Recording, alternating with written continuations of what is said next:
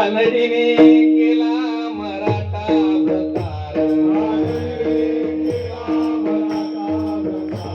कानडीने केला मराठा प्रकार एकाचे उत्तर एका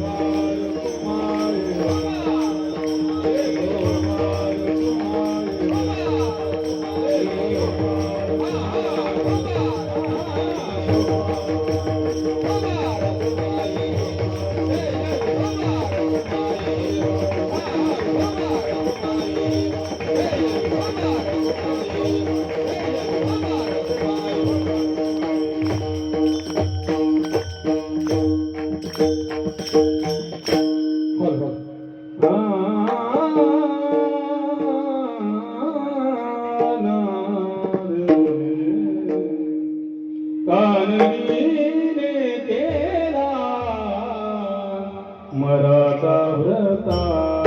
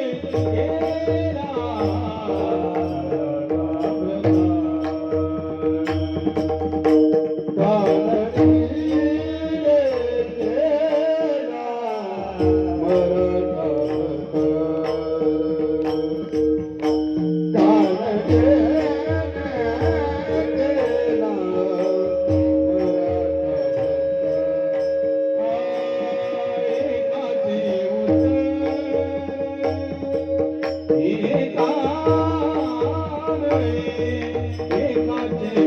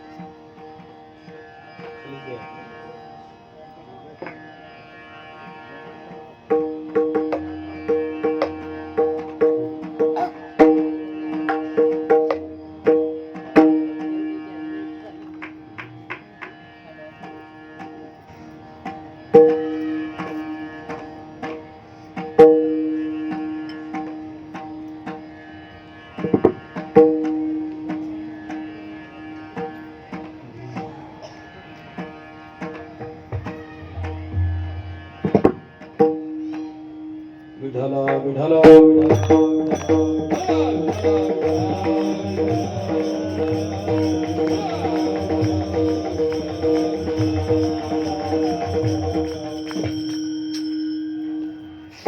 कानडीने केला मराठा भ्रतार, कानडीने केला मराठा भ्रतार, एकाचे उत्तर एकाने, तैसे मज नको करू कमळापती दिया संगती सज्जनाची.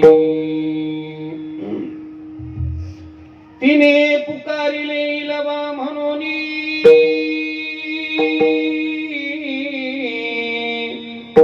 हे रुपळ्यान झाली आता, तैसे मज नको करू कमळापती दिया संगती सज्जनाची. तुका म्हणे राय राजे विठ्ठल, येथे वाढेसी न सुखापोटी, तैसे मज नको करू कमळापती दिया संगती सज्जनाची. समचरण सरोजम सांद्र नीलांबुदाभं, जगन निहित पाणी मंडन मंडनानां, तरुण तुलसी माला कंदरं कंजनेत्रं, सदैवबलहासं विठ्ठलं चिन्तयामि. कलावज्ञ जीवधरार्थावतारं, कलङ्काङ्कतेजोधिकामोदिवक्त्रं, फलानीशवादापनुदारदक्षं, समाधिस्थमूर्तिं भजे ज्ञानदेवं. नमो सद्गुरु तुकया ज्ञानदीपा, नमो सद्गुरु सच्चिदानंद रूपा, नमो सद्गुरु भक्त कल्याण मूर्ती, नमो सद्गुरु भास्करा पूर्ण कीर्ती. संपाद्य ज्ञानं च विधाय भक्तिं विलोकितो येन समाधिराज, वैराग्यवन्तं सुविचारयुक्तं नमामि लोकं. मनसा गुरुंतम जयांची केली स्मरण होय सकल विद्यांचे अधिकरण तेची वंदो श्री चरण श्री गुरूंचे ते नमस्कार आता मस्तक पायावरिया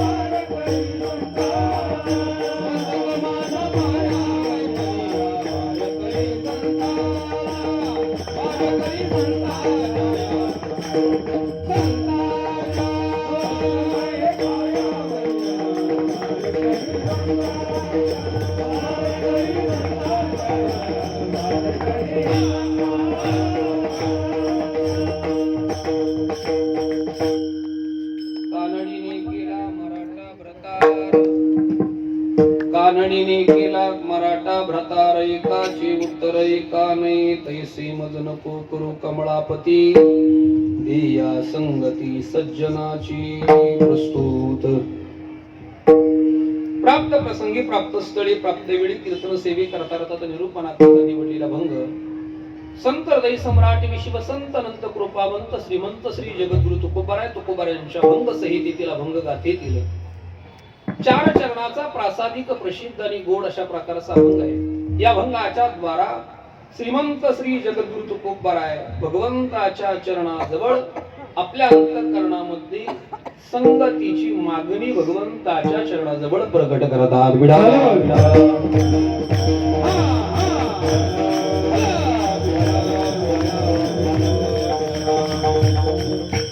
प्रस्तुत अभंगाचा भाव आपल्या समोर स्पष्ट करण्यापूर्वी अर्थात या अभंगाला भावार्थानं पुजण्याआधी दोन शब्दाचा परिहार ठेवणं कर्म प्राप्त असेल. आपल्या या महाराष्ट्राची राजधानी मुंबई आणि या नवी मुंबई या क्षेत्रामध्ये ऐरोली या क्षेत्रामध्ये सेक्टर 16 आपल्या पवित्र क्षेत्रामध्ये श्री संत तुकाराम महाराज सेवा मंडळ आणि या मंडळाच्या माध्यमातून गेले 32 वर्षाची ही अव्याहत परंपरा भगवंताच्या कृपेने संत महात्म्यांच्या अलौकिक कृपा आशीर्वादाने परमपूजनीय प्रातस्मरणीय स्वानंद सुखनिवासी वैकुंठवासी गगनगिरी महाराजांच्या कृपा आशीर्वादाने समस्त ग्रामस्थ ऐरोली पंचकृषी परिसरातील भाविकांच्या तन मन धनाच्या सहकार्याने उपस्थित टाळकरी गुणीजन गायक वादक विनेकरी चोपदार स्पीकरवाले आणि आपण सर्व उपस्थित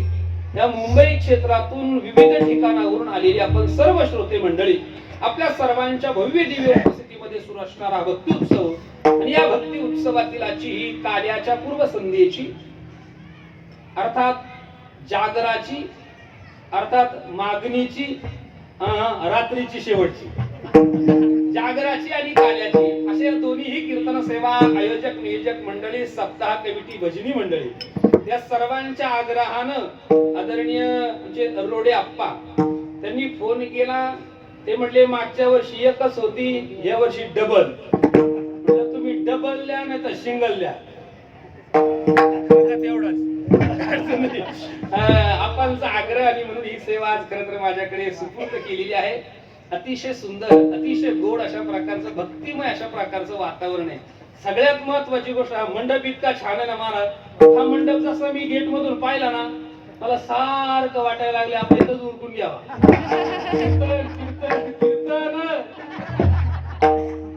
शपथ माझ्या सासरीने एवढा मंडप चांगला नव्हता. माझं लग्न मंडपातच झालंय पण एवढा खरंच चांगला नव्हता मला. रोगच काहीतरी जाऊन सांगू नका तर मी अडचणी परत असं रामकृष्ण.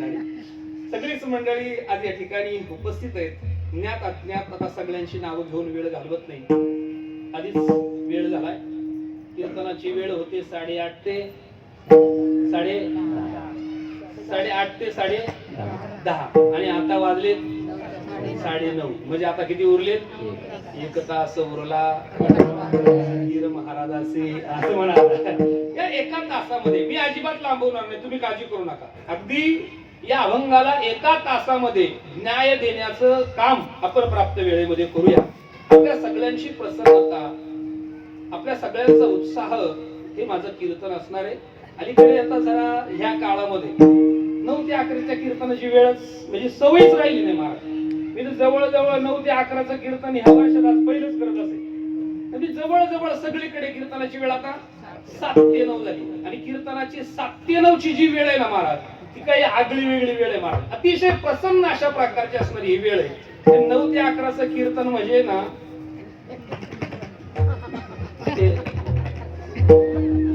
आता काही जुन्नरचे लोक भरपूर येतात. जुन्नरला जाताना कोणता घाट लागतो?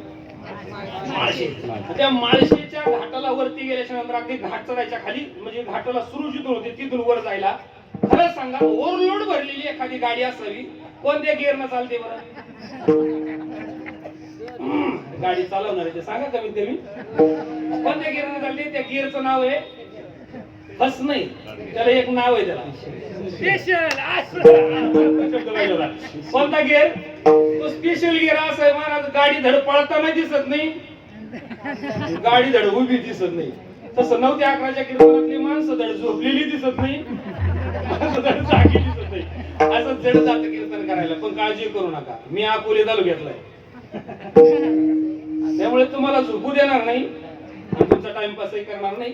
अगदी असा मध्य साधून अभंगाचा विचार आपण करूया. असो हरकत नाही. आता सगळ्यांची नावं घेणं शक्य नाहीये. माझा स्वभाव असा आहे महाराज, काय होतं एखाद्याचं नाव घेतलं तर एखाद्याचं राहतं.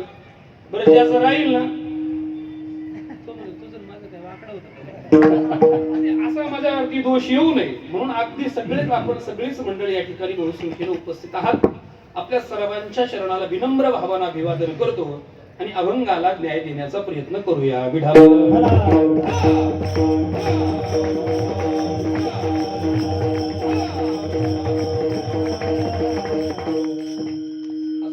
कानडीने केला मराठा भ्रतार, कानडीने केला मराठा भ्रतार, एकाचे उत्तर एका नाही. तैसे मज नको करू कमळापती, दिया संगती सज्जनाची. प्रस्तुत अभंगाच्या माध्यमातून श्रीमंत श्री जगद्गुरु तुकोबराय भगवंताच्या चरणाजवळ व्यावृत्तीपूर्वक सुसंगतीची मागणी तुकाराम महाराजांनी या अभंगाच्या माध्यमातून केलेली आहे. खरं तर मी 2 दिवसापासून प्रयत्नात होतो. म्हणजे आजच्या कीर्तनातला अभंग होता लक्ष्मी वल्लभा दीनानाथा पद्मनाभा. म्हणजे 2 दिवस प्रयत्न केले होते. पण काळजी करू नका, ते सांगायला मी पुन्हा येईल. काय काळजी करू नका. असं त्याच्या वरपे काकांनी आग्रह धरला, म्हटले तू अभंग सांगा. म्हटलं ठीक आहे हरकत नाही.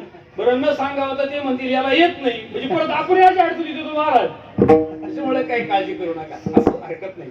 हा अभंग आपल्या सगळ्यांच्या ऐकण्यातला आहे, कानपाठ आहे, माहितीतला अभंग. महाराज या अभंगाची भाषा लय गोड आहे. जगद्गुरु तुकोबारायांनी या अभंगाच्या माध्यमातून मागणी मागितलेली, पण सगळ्या अभंगात मागणी नाही मागितलेली. तुम्ही अभंग वाचा. पहिल्या चरणामध्ये दृष्टांत दिलाय, 3ऱ्या चरणात दृष्टांत दिलाय, व्यावृत्ती 2ऱ्या चरणाच्या पूर्वार्धात केली, त्याची समीक्षा शेवटच्या चरणात केली आणि मागणी फक्त अर्ध्या चरणात केली, ती 2ऱ्या चरणाच्या उत्तरार्धात केली. काय मागणी आहे? दिया संगती सज्जनाची, सज्जनाची संगती दे, एवढीच मागणी. पहिल्या 3ऱ्या चरणात दृष्टांत दिलाय, व्यावृत्ती 2ऱ्या चरणाच्या पूर्वार्धात केली, त्याची समीक्षा शेवटच्या चरणात केली आणि मागणी फक्त अर्ध्या चरणामध्ये तुकाराम महाराजांनी केली. माझ्या जीवनामध्ये मला संगती सज्जनाची हवी आहे. विठ्ठला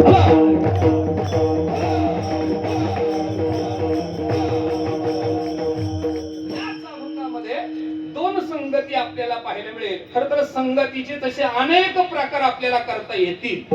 अनेक प्रकारची संगती आहे, पण अनेक प्रकारची सांगणं शक्य नाही. का बरं? नाही सांगितली असती मी, सांगताही येईल, पण एका पाकिटात एवढं नाही सांगणार.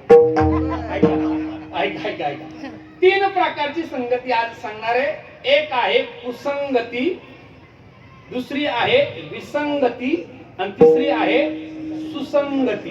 ऐका, संगतीचे हे 3 प्रकार आहे: कुसंगती, विसंगती, सुसंगती. त्यापैकी या अभंगात 2 संगती आली. एक आहे विसंगती आणि दुसरी आहे सुसंगती. पण आता ह्या 2 सांगायच्या तर ती एक सुद्धा कशाला ठेवायची माग?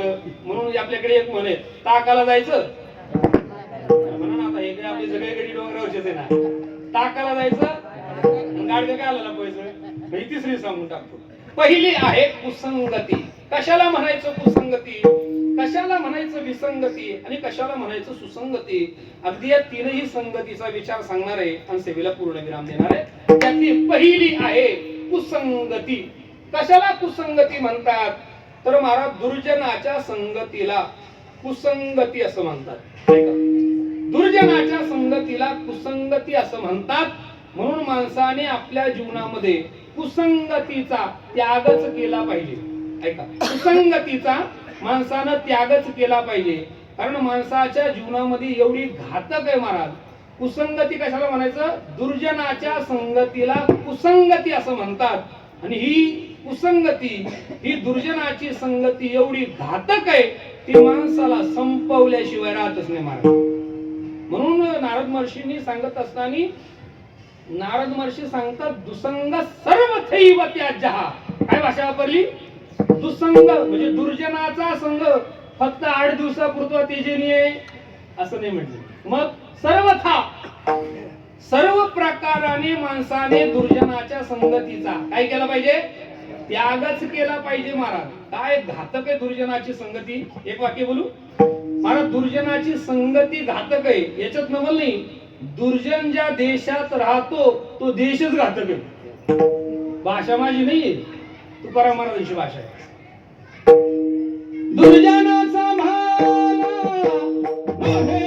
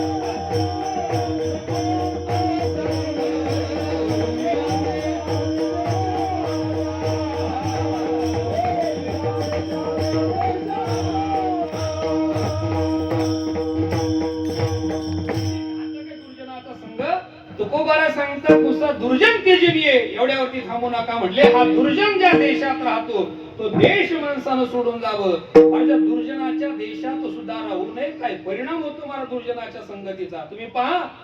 ऐका, संगती माणसाच्या जीवनामध्ये फार महत्वाची. 2 प्रकारची संगती आहे. ऐका, संगतीचे 3 प्रकार पुढचे जाऊ द्या. अजून याच्यातले एक प्रकार सांगायचा आहे मला. एक आहे बाधक संघ आणि दुसरा आहे साधक संघ. पण आपण ठरवायचंय संघ कोणाचा करायचा आहे. ऐका, एक आहे बाधक संघ आणि दुसरा आहे साधक संघ. हा बाधक संघ जीवाच्या जीवनामध्ये महाराज संपवतो. वाक्य बोलू आहे का अजून? महाराज, माणसाचं पतनही संगतीनेच होतं आणि माणसाचा उद्धारही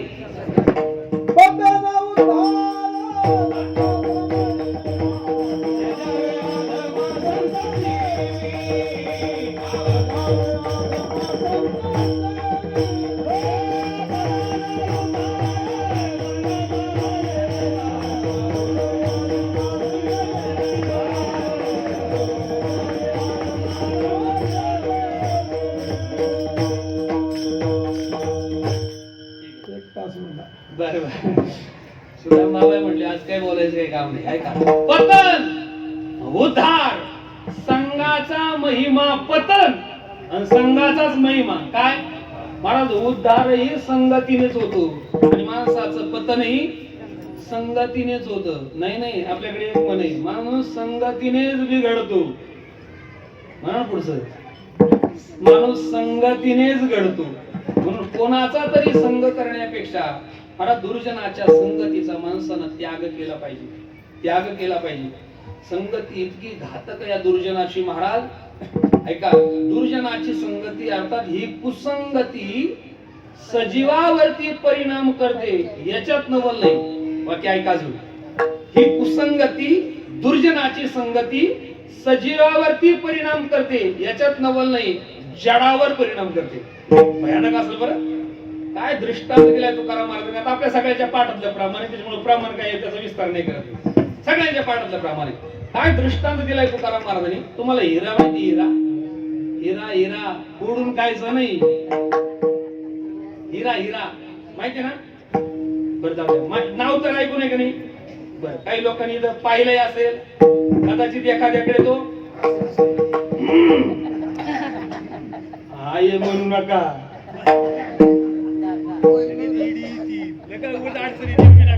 नाहीच म्हणा, असू द्या, फक्त पाहायलाय म्हणा. ऐका ऐका ऐका ऐका, हिऱ्याची किंमत अनमोल आहे म्हणा, त्याची काही किंमत करता येत नाही. आणि ज्याच्याकडे आहे असं कळलं, उगाच अडचणी देशात. ऐका, तो हिरा अतिशय टणक असतो, चमचम चमचम करणारा असा एक पैलू आहे महाराज. त्याचा काय तुकाराम महाराजांनी कुठं त्याची परीक्षा घेतली असेल माहित नाही मला, पण तुकाराम महाराजांचं वाङ्मय म्हणजे अजबच आहे महाराज. तुकाराम महाराजांनी दृष्टांत दिलाय, हिरा ठेविता हिरणी माझे मारिता घरी, तोची मूल पावे खरा करणीचा होय चुरा, त्याच नाव ऐका ऐका, हिरा ठेविता ऐरणी वाचे मारिता जो घरी, तुझी मूल पावे खरा त्याचं नाव असं. ऐका, ऐरणीवरती ठेवल्याच्या नंतर वरून घनानं टोले जर दिले, एकतर ऐरण दुभंगते, नाहीतर हिरा त्या घनात जाऊन बसतो महाराज. पण हिरा फुटत किती विशेष असेल. पण तुकाराम महाराज सांगतात, तोच हिरा देखंडाच्या संगे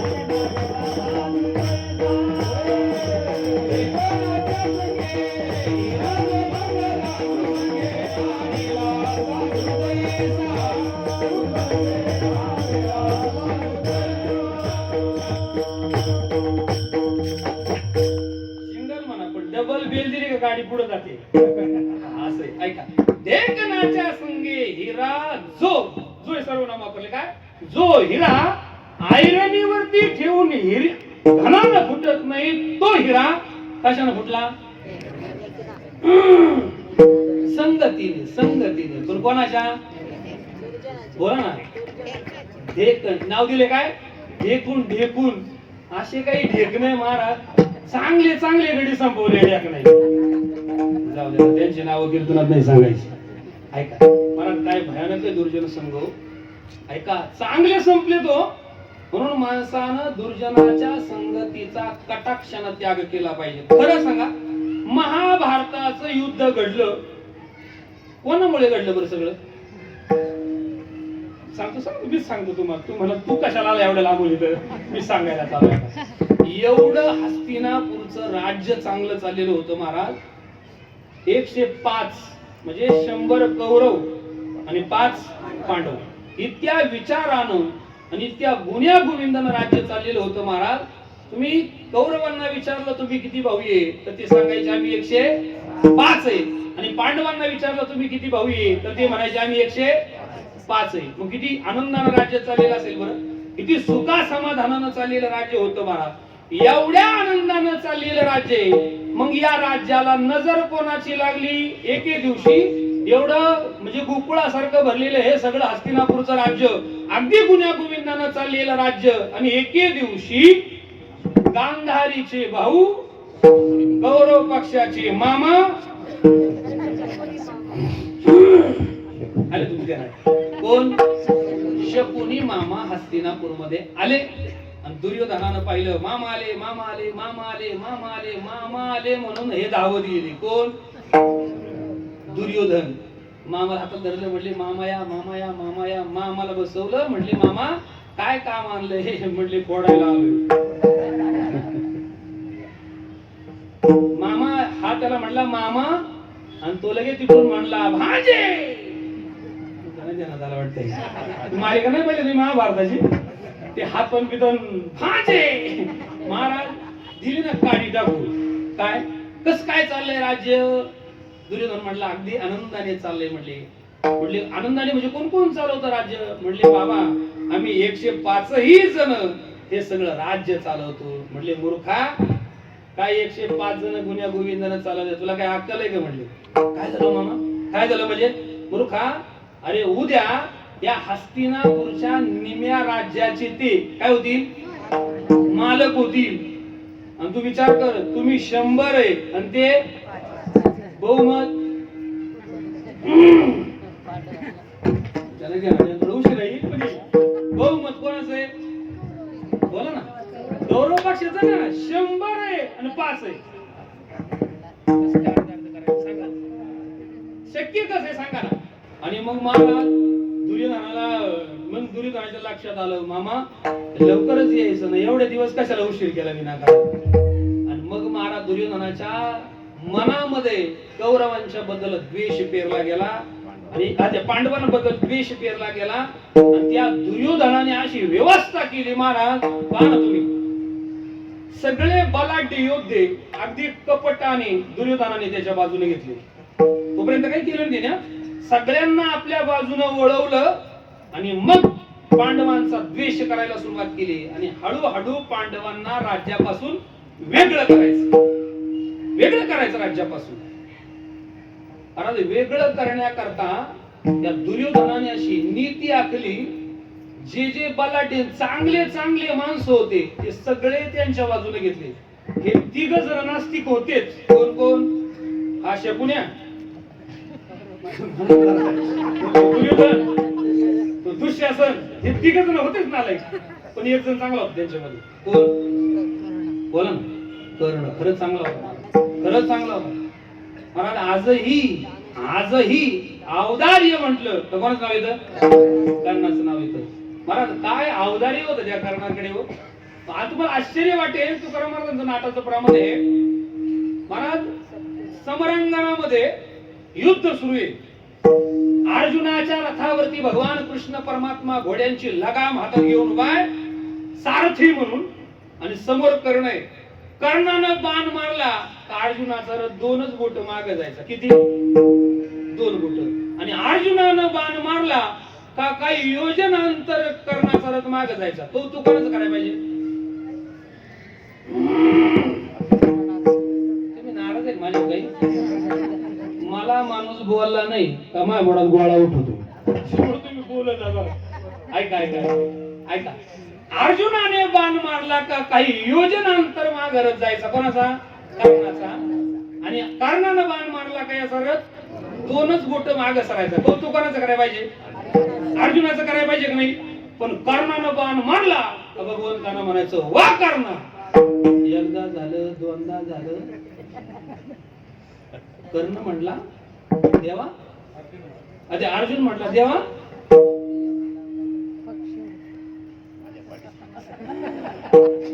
म्हणजे काळ तुम्ही ध्यानात आले देवा, म्हणजे पार्टी तर आमच्या काय वेळ आहे का तू? म्हणजे गाडी तर आमच्या, बाटल्या आमच्या, बिस्लरीच्या बिस्लरीच्या हे ऐका अगोदर उगाच काहीतरी अर्थ नका घेऊ म्हणजे गाडी आपली, बाटल्या आपल्या, चखना आपला आणि प्रचार देवा हे वागणं अरे काय तुका माणूस आहे का काय रथाव माझ्या बसलाय पगार मी देतो तुला आणि कौतुक त्यांचं. देव म्हणले अर्जुना तुला असं वाटत असेल रे अरे या सगळ्या जगाचं ओझ मी तुझ्या रथावरती घेऊन बसलोय तरी 2 बोट माग सरकवण्याचं सामर्थ्य या जगामध्ये कोणाकडेच नाही ते फक्त कर्णाकडे. मग कर्ण काय सामान्य काय तू योजन काय अरे 7 समुद्राच्या पलीकडे जरी त्याचा रथ लावला ना तरी तिचं विशेष काही नाही पण तुझा रथ 2 बोट माग सरकवण्याचं सामर्थ्य कर्णाकडे. कर्ण काय सामान्य नव्हता महाराज, हो सामान्य नव्हता कर्ण. कर्णाचा औदार्य आणि कर्णाचं शौर्यही तसंच होतं महाराज. नुसतं शौर्य नाही तर औदार्य जर पाहिलं महाराज समरांगणामध्ये भेटल्याच्या नंतर एके दिवशीचा प्रसंग आहे. रथाची कानखिळ उडवली, एका हातानं रथ असा वरती उचलून धरलेला आहे आणि तरी दातात बाण धरून सोडित होता महाराज. देवानं हे हेरलं आता एवढीच वेळ आहे कर्णाकडे जाऊन मागायची. काय आता खरं सांगा ते दान मागायची वेळ होती का? दान मागायची वेळ होती. कर्ण समरांगणामध्ये होता, अगदी अडचणीच्या काळात होता आणि अशा वेळेत भगवान याचकाच्या रूपात कर्णाच्या जवळ गेले. कर्णाला सांगितलं कर्णा दान हवंय. कर्ण म्हणला अरे बाबा आता माझ्याकडे काय राहिले देण्याकरता, सगळं संपलंय. नाही म्हटले तुझ्याकडे अजून आहे. काय म्हटले तुझ्या दातांना सोन्याच्या काय लावल्या क्लिपा लावलेल्या आहे. श्रीमंत पाहिले असतील तुम्ही, चांदी भरलेली सिमेंट भरलेले पण सोन्याच्या क्लिपा लावलेल्या कोणताच माणूस तुम्हाला दिसणार नाही महाराज जगामध्ये. म्हणजे तुझ्या दातांना सोन्याच्या क्लिपा आहे. महाराज कर्णाने मागचा पुढचा विचार केला नाही, आपलं तोंड त्या खुटल्यावर आपटलं आणि दात पाडून दिले. कोण आहे बरं असा? कर्ण भिडता समरांगणी बाणे व्यापीला रणी मागसी पाडूनी तेथे दात आपले दिले ना. दिलं हे विशेष आहे. एवढं औदार्य असणारा कर्ण आणि एवढं शौर्य असणारा कर्ण चांडाळ चौकडीत आला. कोणामुळे? म्हणा ना आता संगतीमुळे. हे 3 चांडाळ होतेच पण नाव आलं चांडाळ चौकडी झाली. कोण कोण? शकुनी म्हणा ना आता काय एवढं लाज द्या का शकुनी ऐका शकुनी मामा, दुःशासन, दुर्योधन आणि कर्ण. ऐका चांगले माणसं संपलेले तुम्हाला पाहायला मिळतील महाराज. कशामुळे? संगतीमुळे. आणि म्हणून संगतीला माणसाने महत्व दिलं पाहिजे. विठाला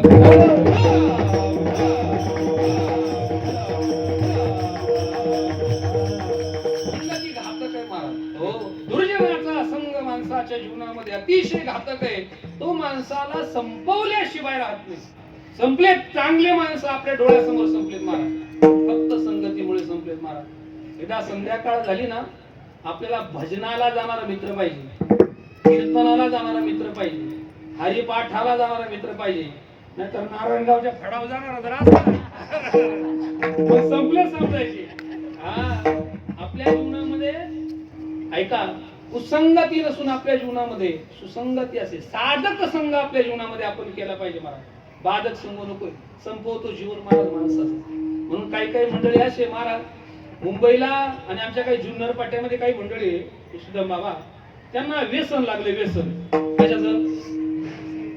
एकदा सूर्य अस्ताला गेला का कोणत्या गावाला साप्ताहिक कोणत्या कीर्तनकाराचं कीर्तन कुठे सगळी यादीच त्यांच्याकडे असतात. इथं मुंबईमध्ये सुद्धा आसपास कुठेही कीर्तन असू द्या, माझ्या समोर काही चेहरे की ती मंडळी तिथे कीर्तनाला असणारच. दिवसभर किती थकलेले दमलेले असतील पण रात्री 8 ते 10, 9 ते 11 या वेळेमध्ये कीर्तनाच्याच मंडपात असतील. मला वाटतं घर राहण्याकरता छोटा असू द्या, कदाचित पगार छोटा असू द्या, कदाचित बसण्याकरता गाडी नसू द्या, ऐका कदाचित अंगावरती चांगले कपडे नसू द्या, पण बोलू आपण सगळे मनाने श्रीमंत आहे. हे सगळ्यात महत्वाचे आपली ही श्रीमंती आपण या मंडपात असलो पाहिजे आणि हाच मंडप आपल्या कल्याणाला कारणीभूत असेल.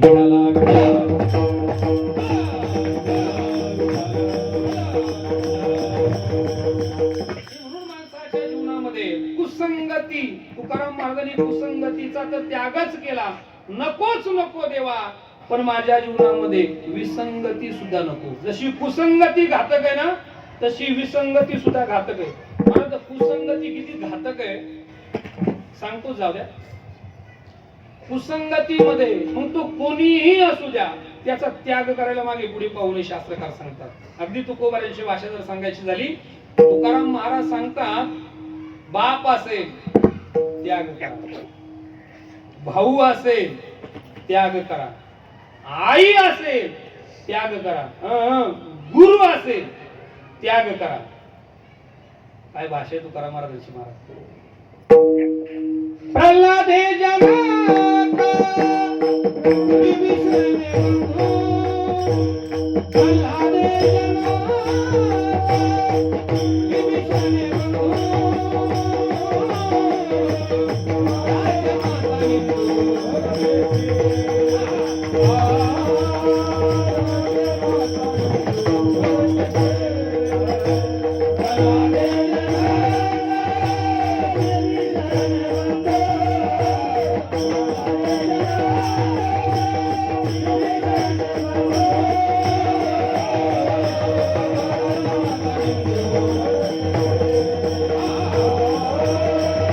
विभीषणे बंधू,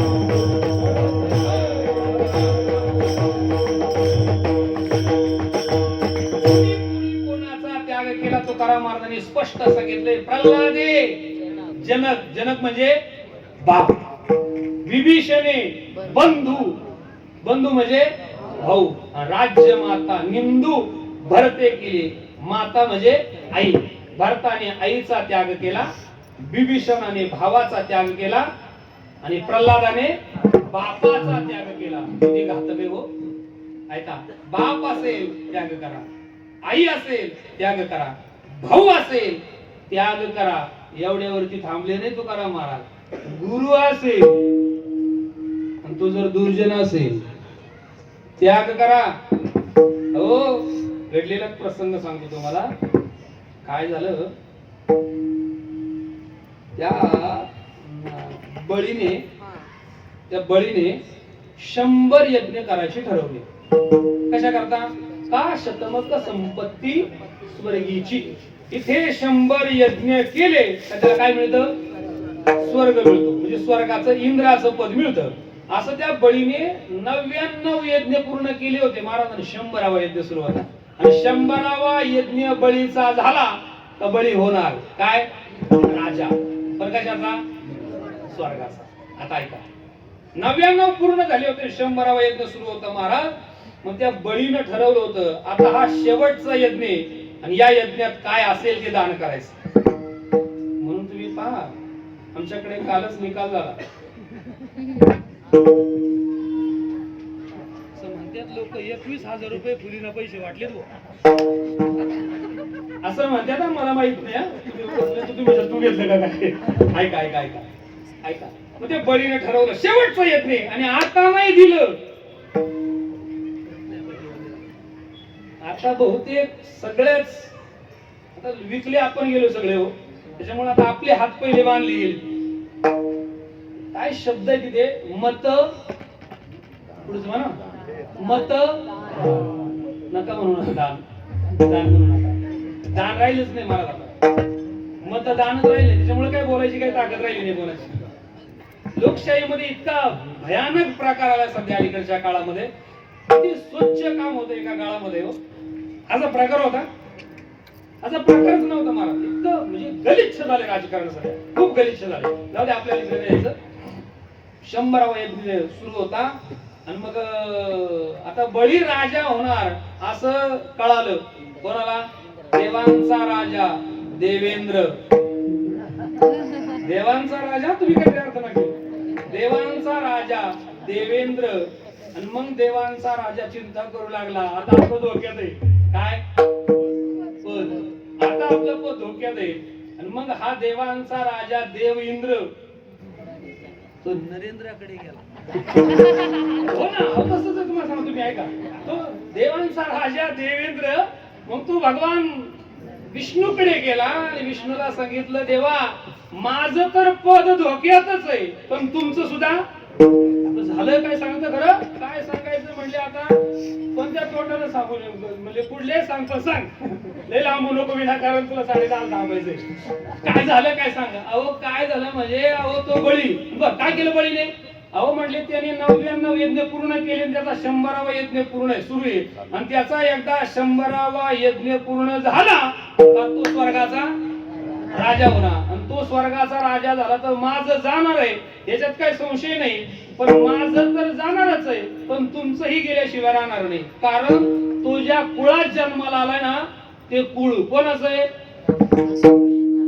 दैत्यच आहे तो बळी कोणाचा मुलगा होता विरोचन कोणाचा मुलगा होता प्रल्हादाचा प्रल्हाद कोणाचा मुलगा होता म्हणा ना हिरण्यकश्यपूचा म्हणजे जसं पेरणार आहे म्हणा म्हणा म्हणा म्हणा शेवटी आहेच बघा प्रल्हाद हिरण्यकश्यपूच्या कुळात जन्माला आलेला आहे ना हा बळी मग हिरण्यकश्यपूचं काय ब्रीद होतं नाव घेऊन निधी देवाचे हे ब्रीद नरेंद्र मोदीचे कोणाचे हिरण्यकश्यपूचे देवाचं नाव घ्यायचं नाही महाराज काय दरारा होता ते हिरण्यकश्यपूचा महाराज विष्णूची मंदिरं पाडून टाकली लोकांनी म्हणजे विष्णू ये स्वहा नाही हिरण्यकश्यपू ये स्वहा म्हणजे यज्ञ करायचा आहुती द्यायची ठरली तर त्याच्या नावाने दिली जात होती महाराज एवढा दरारा होता त्याचा म्हणले देवा माझं तर जाईलच पण तुमचं सुद्धा गेल्याशिवाय राहणार नाही मग काय करू काही नाही ईडी लावा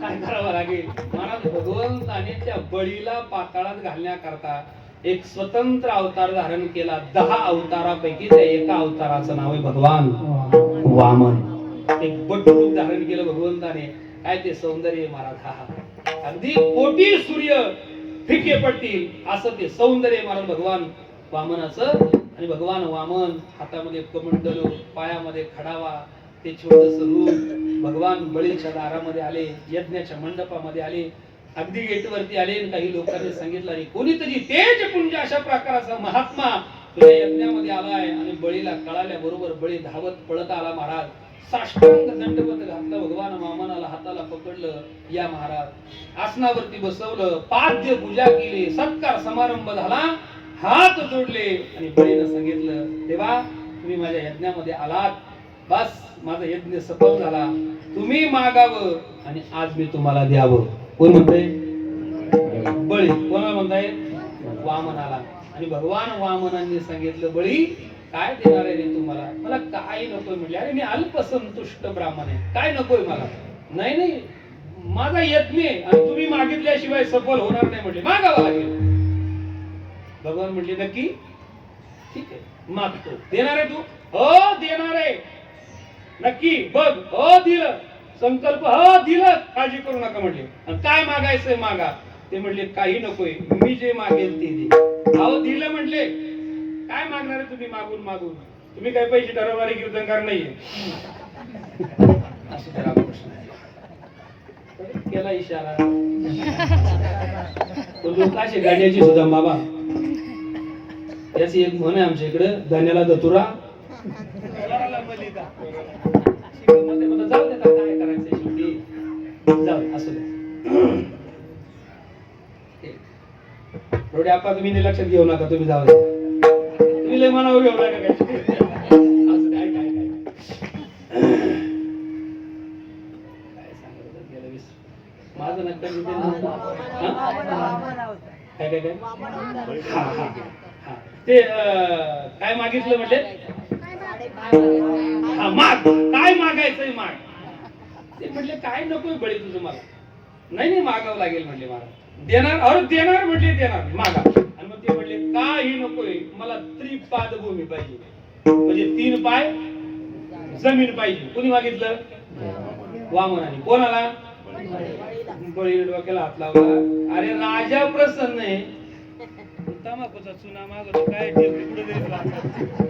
राजा प्रसन्न आहे मी काय पाहिजे ते मागा बोलतोय तुम्ही 3 पाय भूमी पाहिजे अरे बळी मला नाही एवढंच पाहिजे मी अल्पसंतुष्ट ब्राह्मण आहे तुला देणं शक्य असेल तर देण्यात येतो हो दिलं दिलं नाही संकल्प सोड आणि मग झाडीतून पाणी घेतलं आणि त्या झाडीतलं पाणी सोडायला लागले कोणाच्या हातावर वामनाच्या आणि तेवढ्या दैत्य गुरु धावत आले बळीने आंधळा शुक्र.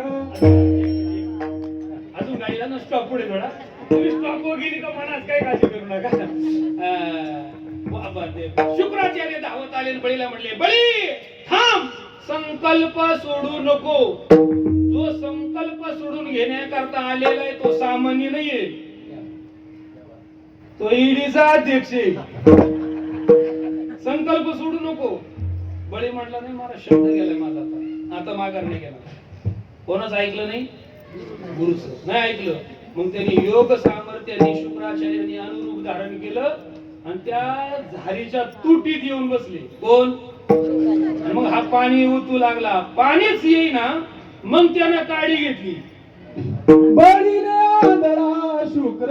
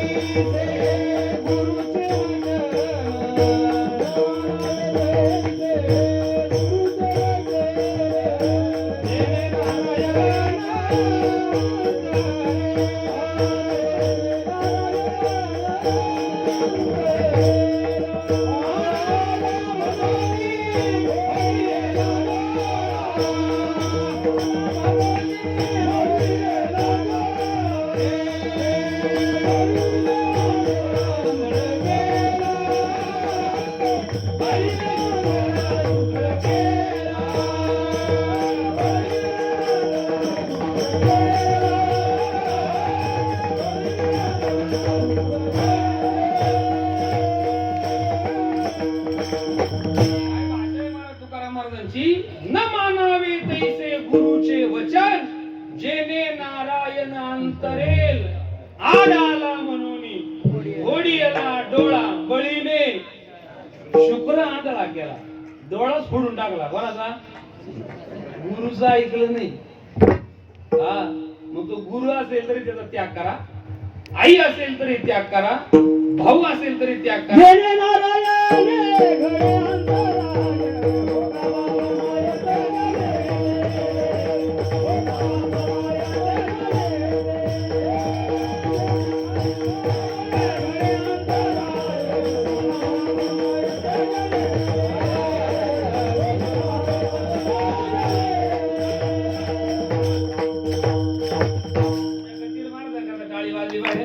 कारण हे अचूक प्रमाण आहे आणि कोणाच्या न पाठातले, म्हणजे पाठ नसलेले प्रमाण आहे. काय प्रमाण म्हणा एकदा बाबा परत.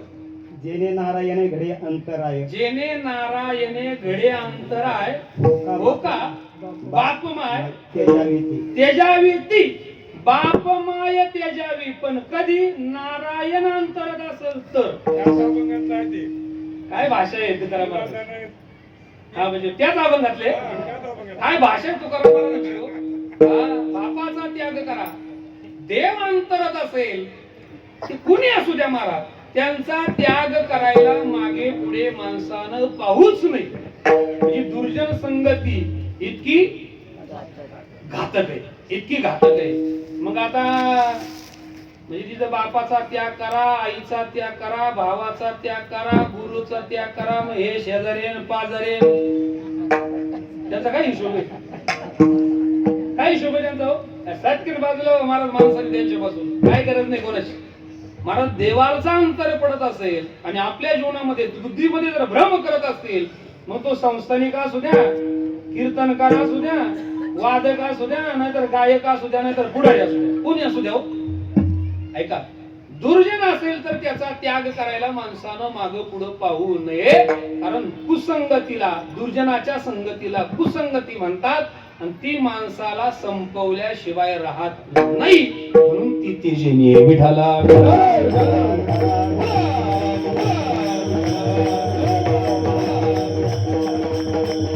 आहे, कळालं महाराज.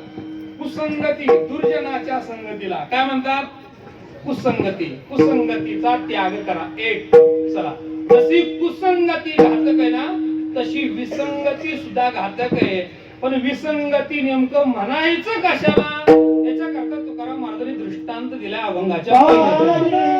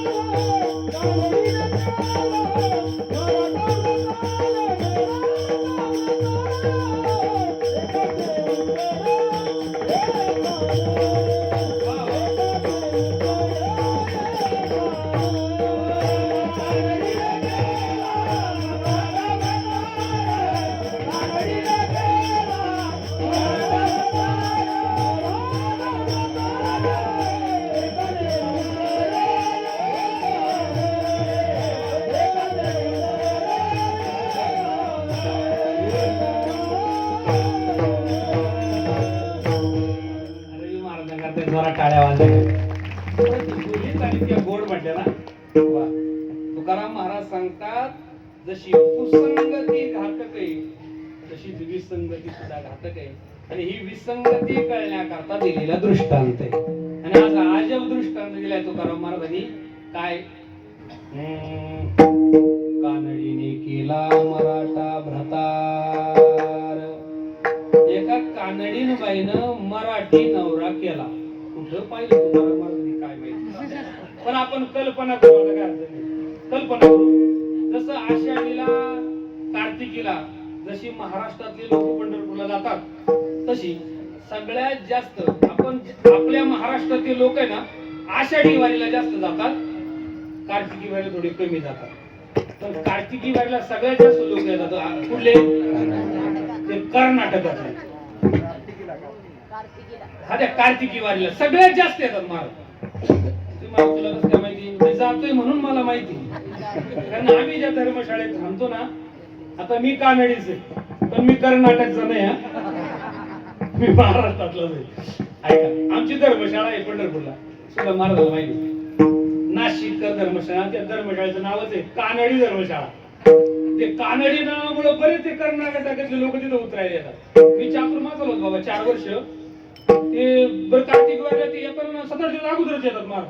पण त्याला काही काम नाही की पानं खातात महाराज. आखी धर्मशाळा 8 दिवसात लालच करून जातात ते. बरं ते पानं खातात ते लोक. त्या धर्मशाळेमध्ये का एक मराठी कुटुंब आणि एक कानडी कुटुंब आणि काही काही लोक असे महाराज सहकुटुंब सहपरिवार वारीला जातात. त्याच्यात माझ्या समोर बसलेले कुटुंब आहे. आमचे गिदे काका, गिदे मावशी, सागर सगळे वारीला जातात महाराज. म्हणजे अशी बरीच कुटुंब आहे सहकुटुंब वारीला जाणार आहेत. मग आता वर्ष वारीला जाणारी कुटुंब त्याच धर्मशाळेत उतरायची, तीच खोली घ्यायची. ते म्हटले आम्ही 26 वर्ष झालो त्याच धर्मशाळेत आणि त्याच रूम मध्ये, आहे का नाही? म्हणजे असे अनेक ठिकाणी आम्ही याच्या दिंडीत गेलो होतो कीर्तन करायला. संतोष भाऊ हे वाघमारे महाराज आहे, ते सुद्धा सहकुटुंब सहपरिवार होते. असे अनेक कुटुंब आपल्याला पाहायला मिळतात. आणि मग ते कार्तिक वारीला एका धर्मशाळेमध्ये एका खोलीमध्ये मराठी कुटुंब म्हणजे महाराष्ट्राचं कुटुंब, आणि त्या शेजारी एका खोलीमध्ये कर्नाटकातलं ते कानडी कुटुंब ठरलेले. आणि प्रतिवर्षी यायचे, त्याच्यामुळे त्यांचे काही परिचय झालेले असायचे, परिचय होते. आणि मग आता त्या धर्मशाळेचा मॅनेजर दोघांच्याही परिचयाचा, तेही बाहेर बसलेले पटांगणामध्ये, हाही त्यांच्या जवळ बसलेले, आणि त्यांच्या गप्पा सुरू झाल्या. मग माणसं कुठेही जाऊ द्या, गप्पा मारायला मागे पुढे पाहत, मग रंगल्या गप्पा. आता गप्पा माणसं आता बसले तर पहिलं दुसरं काहीच विचारत नाही.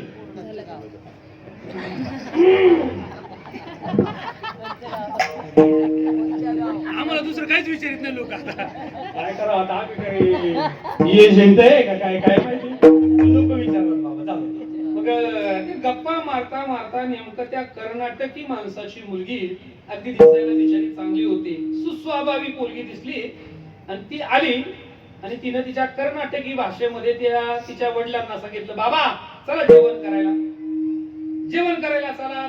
तिच्या भाषेत सांगितलं. त्या मॅनेजरनं विचारलं, म्हटले का कोणाची मुलगी आहे? ते म्हटलं आमचीच मुलगी. म्हणजे काय शिक्षण झालेलं आहे?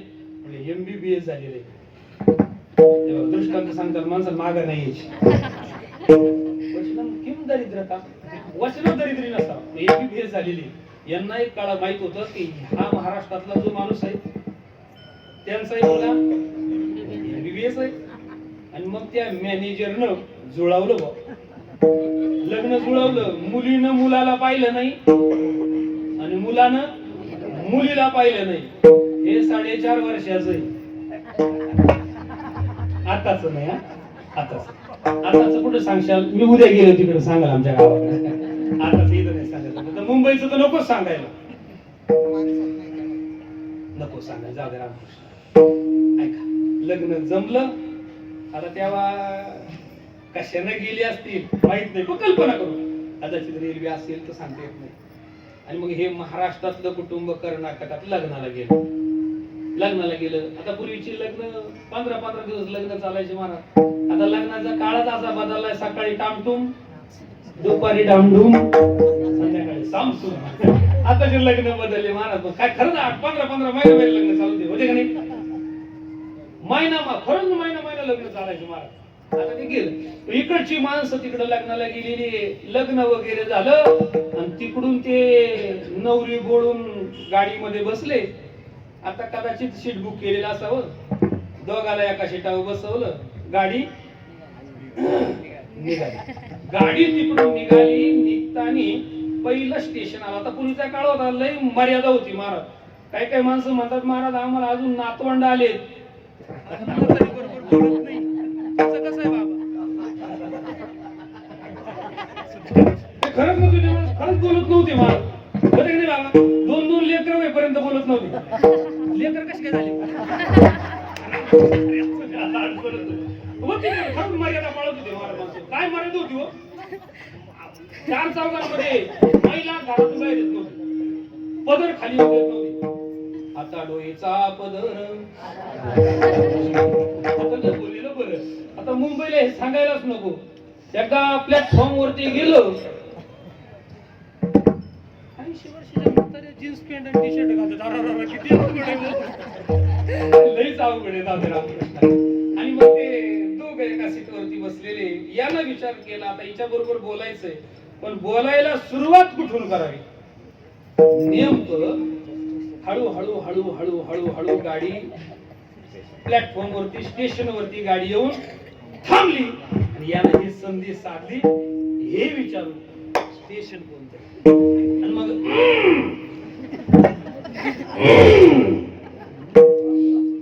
खोकरून घेतो त्यांनी जरा.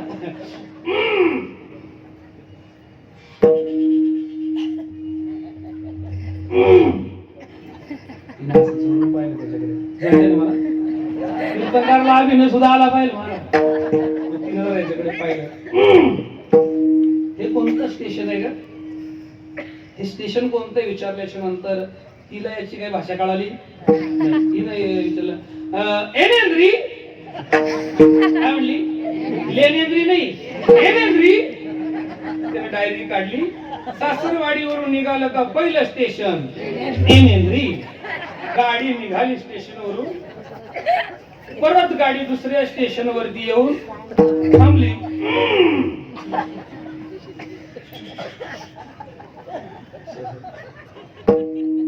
हे कोणतं स्टेशन आहे? ती म्हणली एनेंद्री. त्याला वाटलं ते खुर्द असेल, कदाचित हे बुद्रुक असेल. एनेंद्री खुर्द, एनेंद्री बुद्रुक. गाडी निघाली. परत तिसऱ्या स्टेशनवरती येऊन थांबली. यांना परत विचारलं हे कोणतं स्टेशन आहे? ती म्हणली एनेंद्री. तो म्हणला कदाचित ते खुर्द असेल, बुद्रुक कदाचित हे सुद्रुक असेल. गडी महाराष्ट्रातला होता तो, एवढा धोरणातला नव्हता. मग त्यानं झालं बाबा. तिसऱ्या स्टेशनवरून गाडी. आता मी रात्रभर तुम्हाला असं सांगाल काहीतरी, आता किती वेळ सांगायचं. चौथं स्टेशन आलं. गाडी चौथ्या स्टेशनला थांबली. त्यानं परत विचारलं हे कोणतं स्टेशन आहे? ती म्हणली एनेंद्री. म्हटलं एकदा झालं, दोनदा झालं, तीनदा झालं, असे चार चार कुठं काही एनेंद्री असू शकतात काय? गाडी जुन्नर तालुक्यातला होता. प्रशांत भाऊ जुन्नर त्यानं बाया माग सारल्या. म्हटलं एक झालं, दोनदा झालं, तीनदा झालं, आणि मी तुझा नवरा आहे म्हणा नका, लाजू नका. तुझा नवरा याचा पुरुष याचा जागा झाला. गडी जुनरी. त्यानं हात माग सारले. म्हटलं एकदा झालं, दोनदा झालं, तीनदा झालं, तीन तीन पुढे येणेंद्री असू शकतात का? त्यानं मागचा पुढचा विचार केला आणि अशी अशी मारल्याबरोबर ती म्हणली भुरसुंदरी. अशी अगोदरच झक मारली असते, जगाला मारली असते. काय सांगायचं त्या सोडून. काय का त्या दोघांची जशी भाषेची विसंगती कानडीने केला मराठा प्रकार. एकाचे उत्तर एका नाही.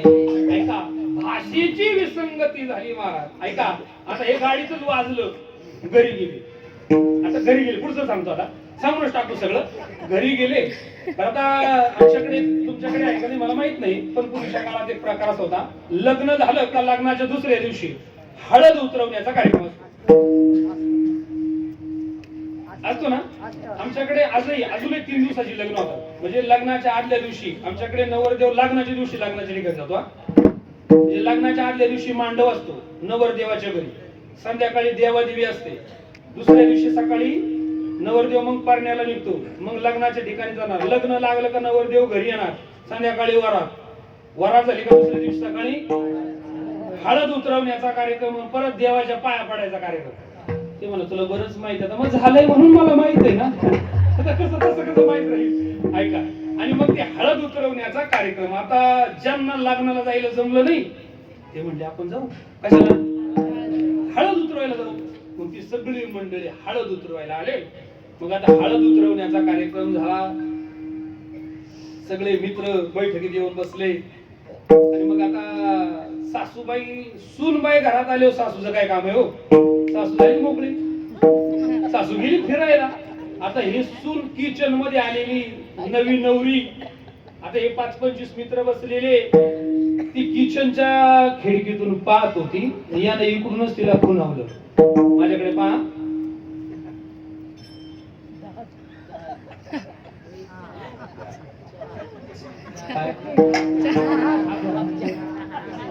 वीस दात नाही. 25 होते म्हणले. 20 जण होते. 20 हापच्या असं 20 हापच्या पाठव असं तिला सांगितलं. कुणी? नवऱ्याने. याला माहित होतं ना तिला आपली भाषा कळत नाही. उगाच बोंबलत भाषण्यापेक्षा. आणि मग तिला कळालं त्याने काय ठेवायला सांगितलंय. चहा. मग ती घरात गेली. किचन मध्ये इकडे तिकडे पाहू लागली. आता चहा करायचं म्हणजे लाल तिखट पावडर पाहिजे. काय लागते? चहा पावडर लागते, साखर लागते. बस या 2 गोष्टी असल्या तरी चहा होतो. काही लागत नाही. बाकी तो कोणाचा चहा होईल का नाही. तर साखर शोधू लागली, तिला काय साखर सापडली नाही. मग त्यानं जसं खुनून सांगितलं तसं हिनं खुनून बोलायचं का नाही त्याला. ही त्या किचनच्या दरवाजामध्ये जाऊन उभी राहिली आणि आवाज देऊन म्हणू लागली, काय तिने पाचारी नाही ना बाळगणं.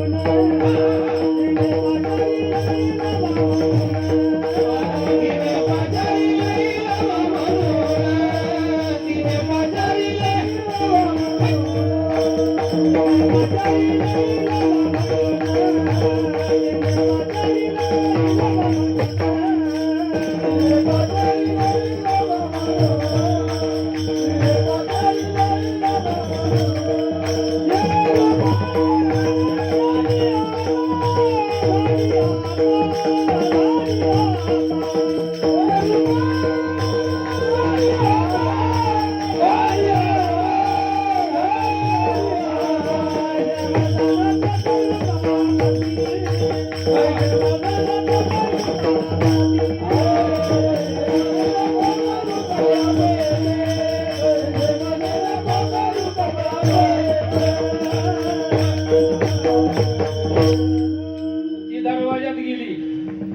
ती दरवाजामध्ये गेली आणि दरवाजातूनच वरती हात करून त्याला आवाज देऊ लागली, "इलब्बा!"